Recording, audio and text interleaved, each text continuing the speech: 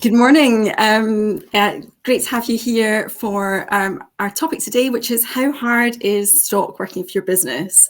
I'm here with Graham Potts, who's our Managing Director at Wessex Commercial. Graham's a chartered accountant and has an eye for numbers and lots of hands-on business experience. So he's a really good person to spot the changes that you can make in your business to increase profits. So today we're talking about stock. And, I know you want to talk about people who like to pick up a bargain for their business, who've got lots of stock. My question is, surely it's important to get good margins for your business and to have stock to meet customer requirements. So what are we going to tackle today, Graham? Thanks, Linda. I have three topics.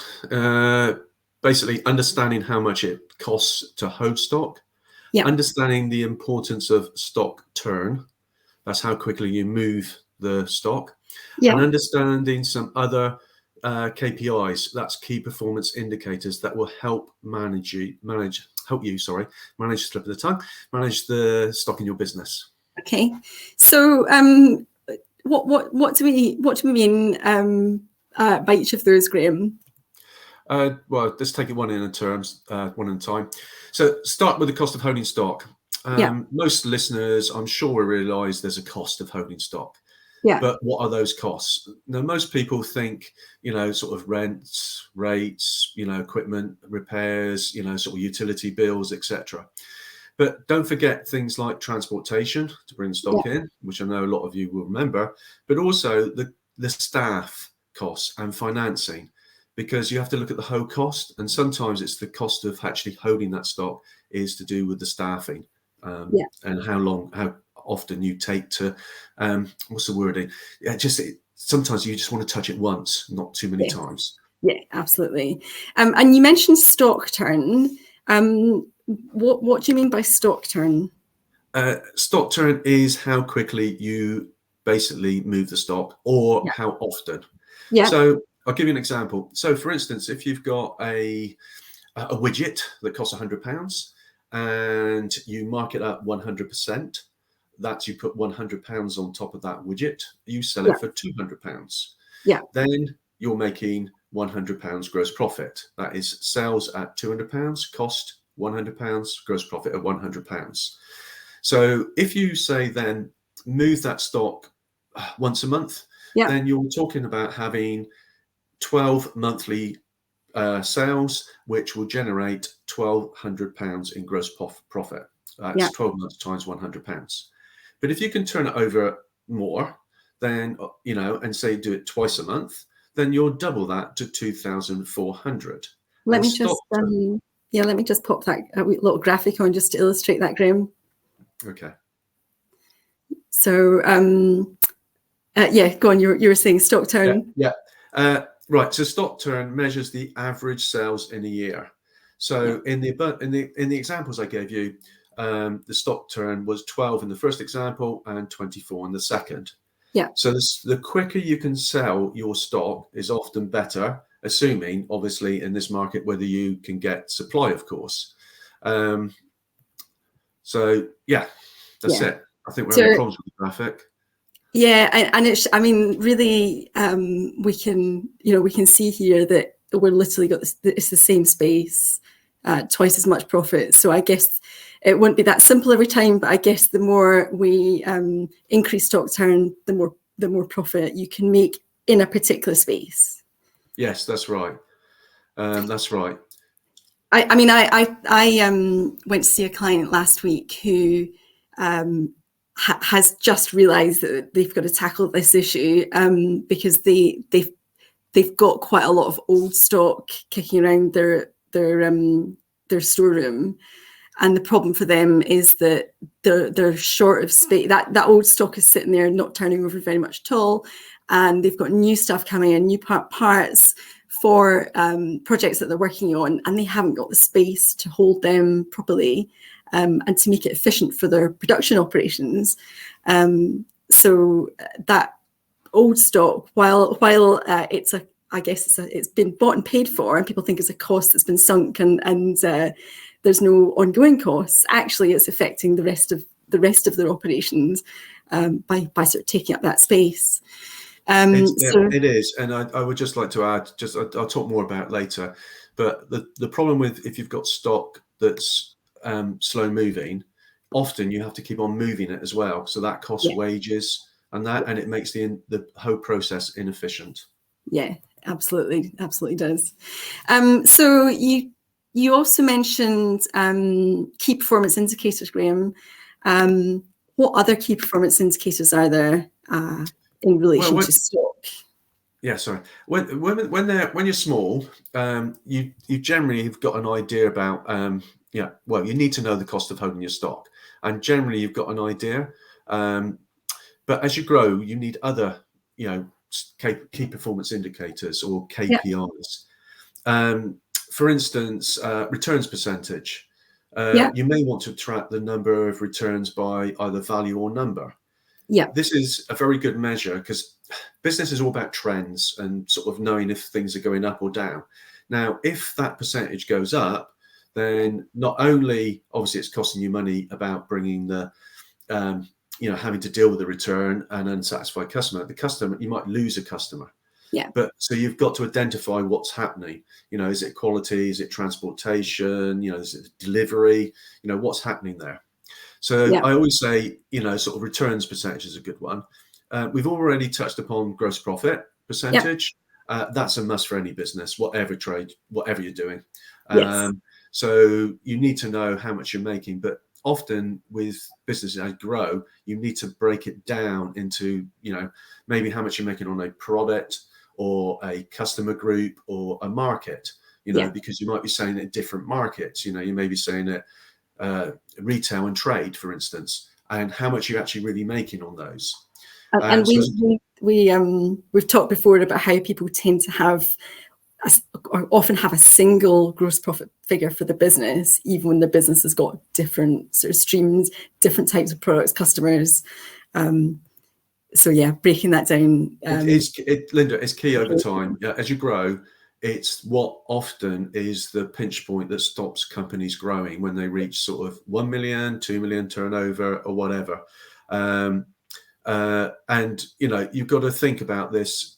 You've got to really think about how to break it down and understanding, because often you've got something that's costing you money and you don't realize. So when turnover goes up, profits come down. Yes. Another one, just to quickly, is with obviously with COVID, then sort of war and everything else, you've got to think about lead times as well. With so understanding the current lead times in your stocking is key as you grow, especially. Yeah, definitely.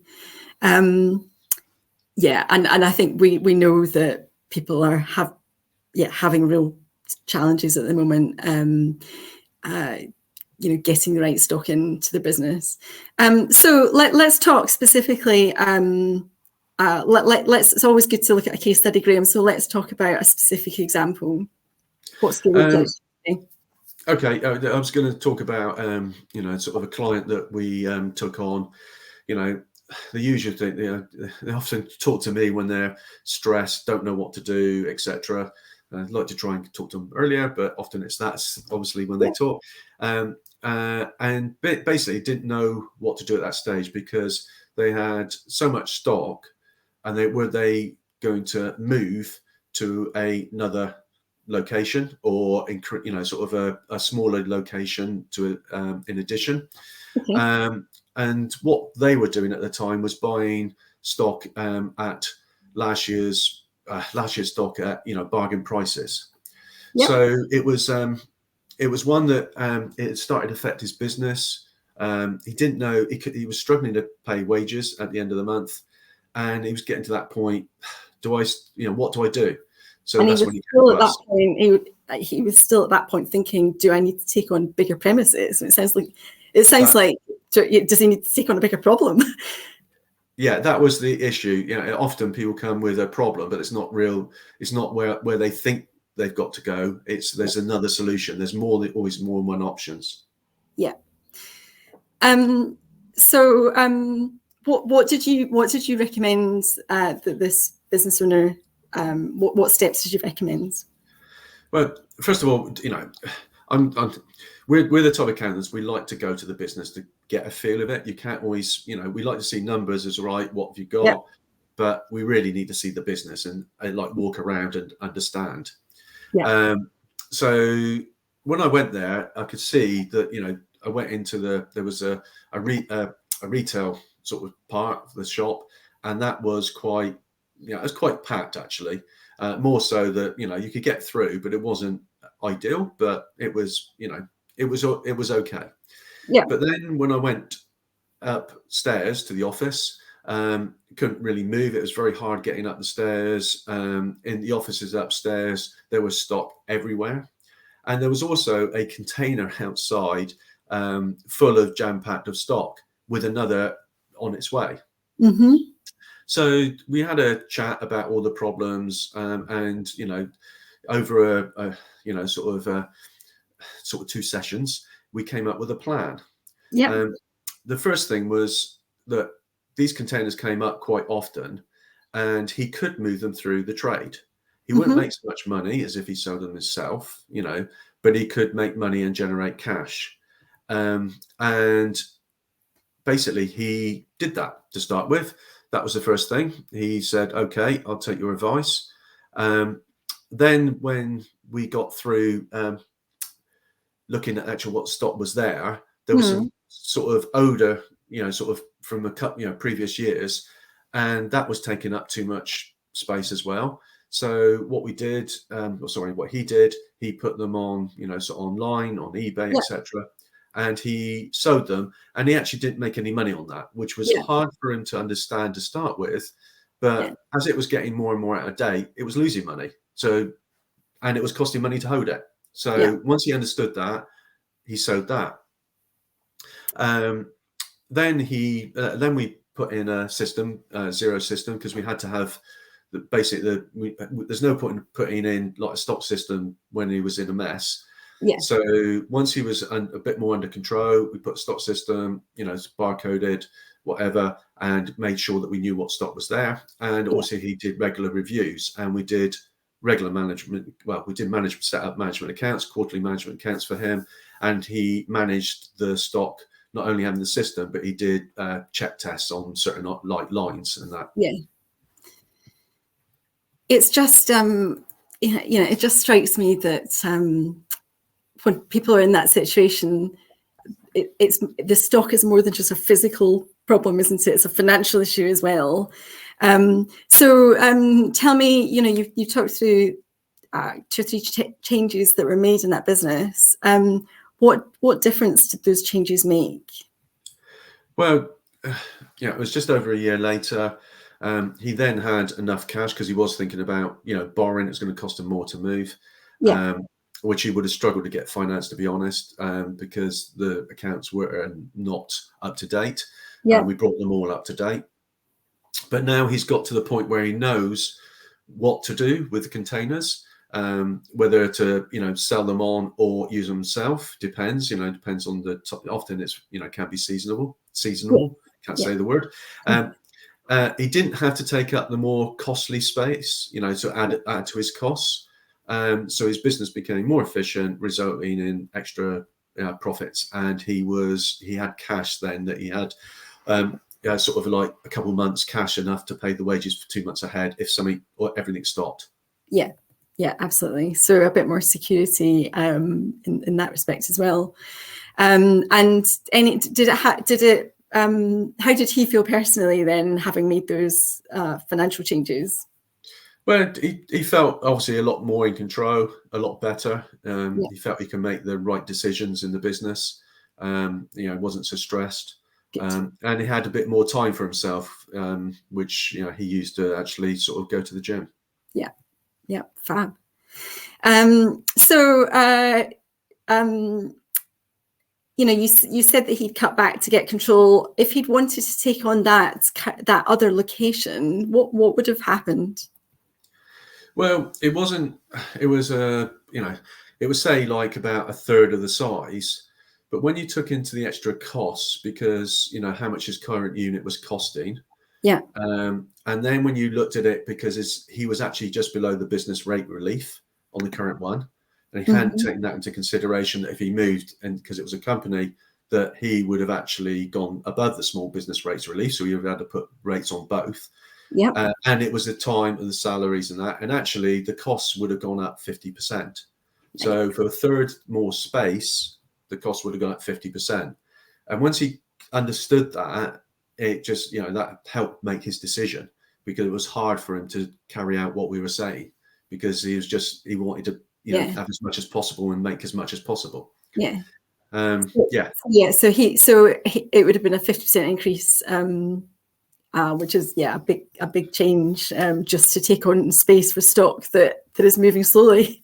Yeah, that's right, and that's what it would have been. That stock would have just not moved, so he would have put the containers there and some of the old stock, but that wouldn't have helped. It would have cost, that extra cost would not have generated much more money, because he wasn't dealing with it.